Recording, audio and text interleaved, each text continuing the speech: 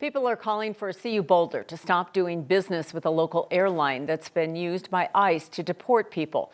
Today, protesters showed up at a meeting of CU Regents. Thanks for joining us at 4 o'clock. I'm Kim Christensen. And I'm Phil Lipoff. Just last month, Denver City Council voted not to renew an airport lease with Key Lime Air because of its connections to ICE operations. 9 News reporter Jeremy Hohola has been in Boulder this afternoon watching the protest and attending the meeting.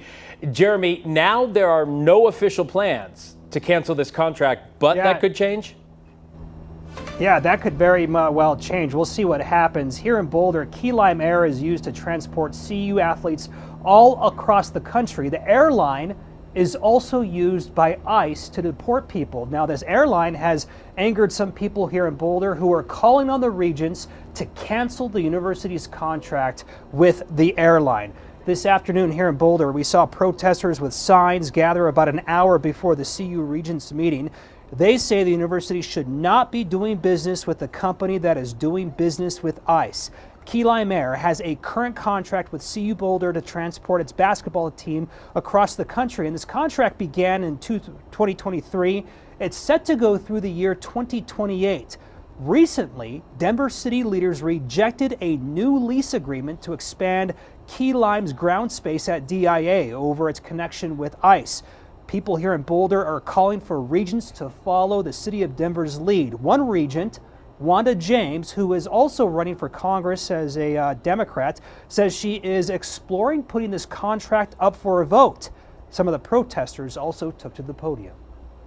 We are chauffeuring our Black and Latino student athletes around America on an airline that may also be deporting their families.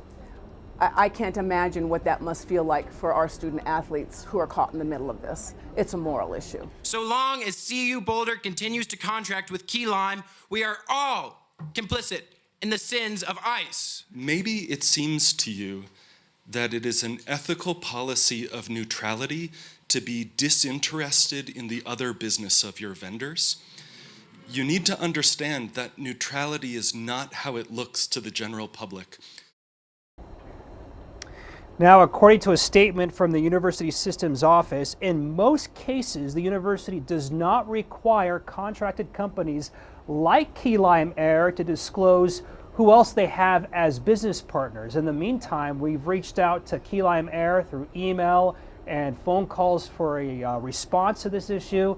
So far, we have not heard from the company just yet. So we'll see what the regents do in the coming weeks or months about this call. We're live in Boulder. Jeremy Hohola, 9 News. Okay, well, they've made their voices known, and now we'll see how this plays out and if there's a response from the company. Thank you, Jeremy.